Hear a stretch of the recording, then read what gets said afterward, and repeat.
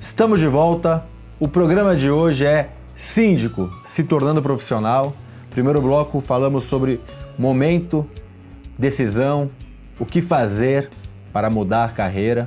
Então tem informações, um bate-papo bem interessante que vale a pena você voltar e assistir. E convido você a gente buscar, a disseminar informação de qualidade, a Conde TV, o Síndico em Pauta. Curta, compartilhe, que nosso objetivo é chegar nos 100 mil inscritos. Vem comigo.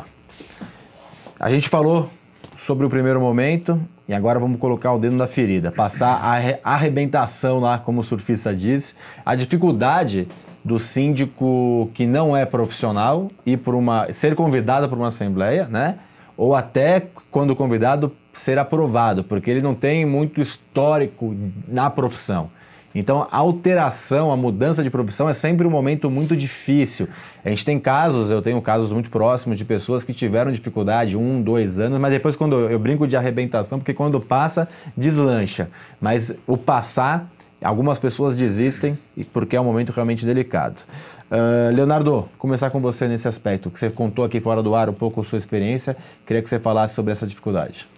Sim, já é difícil você conseguir participar de uma assembleia, né? Então muitos condomínios, tem condomínio que não tem muita organização na assembleia, então qualquer morador pode levar um candidato, mas tem outros condomínios que o Conselho Fiscal quer fazer um filtro dos candidatos, então é uma área um pouco complicada de você entrar, então você tem que ter um networking bom, ter uns contatos com as pessoas certas para você conseguir passar de um filtro inicial e ir para uma assembleia.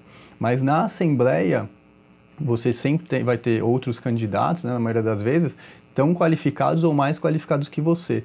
Então você tem que ter uma boa argumentação, uma boa apresentação, e a gente que não tem muitos clientes, né, por exemplo, eu só estou com um cliente hoje, a gente tem que argumentar que a gente já teve experiência, que a gente tem uma bagagem profissional, que a nossa bagagem profissional pode nos auxiliar nessa gestão condominial. Então eu, como gestor de contratos, gestor de projetos, e aí uma coisa também que me ajuda é a minha experiência como síndico morador. Então o meu condomínio era um condomínio grande, um condomínio clube, que basicamente hoje a gente tem muitos condomínios clubes em São Paulo. Então isso também me ajuda, a minha bagagem profissional, a minha formação em direito também, que tem tudo a ver com essa área condominial, e a minha experiência como síndico morador de um condomínio clube de 274 unidades, 2 torres. Então isso tudo eu demonstro.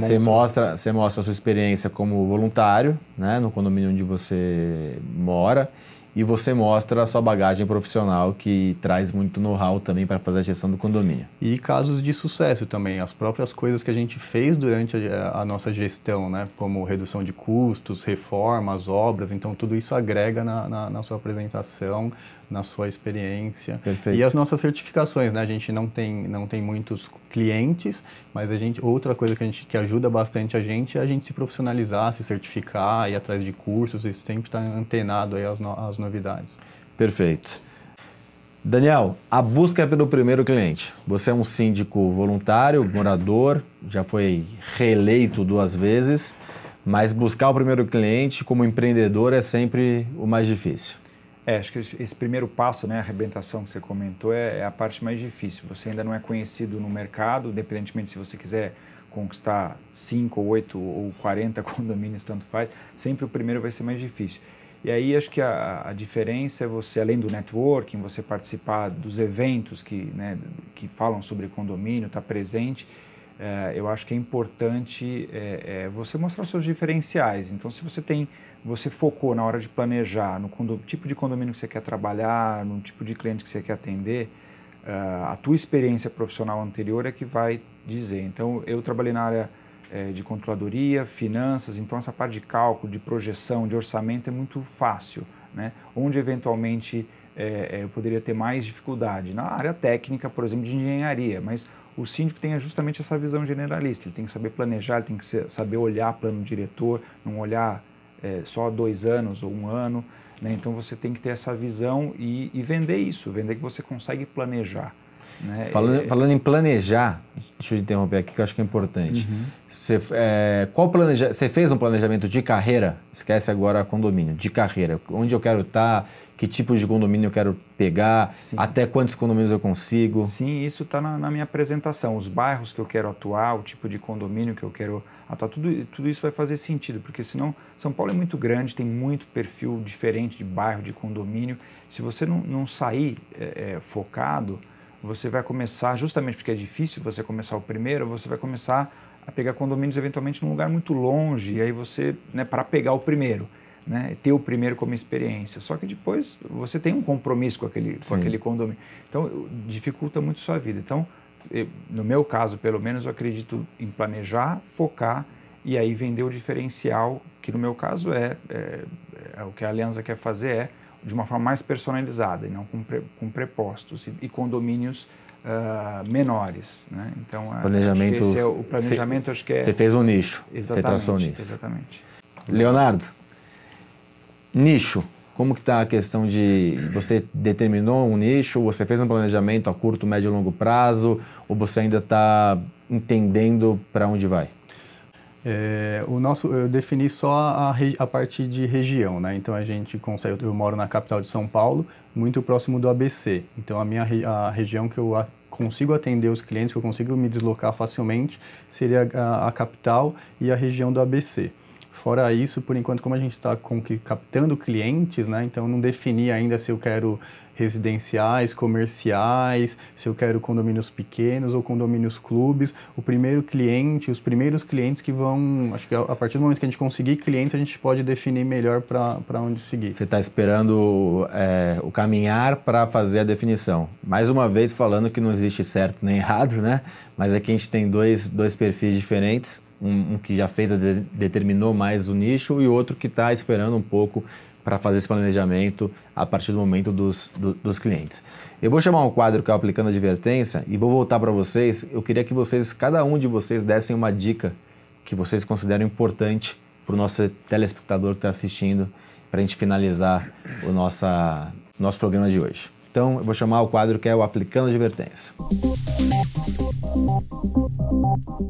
A advertência hoje vai para você, síndico, que busca a sindicatura como algo sem importância, como um simples complemento de renda. O síndico profissional, o síndico, ele tem uma responsabilidade tremenda, uma responsabilidade muito grande.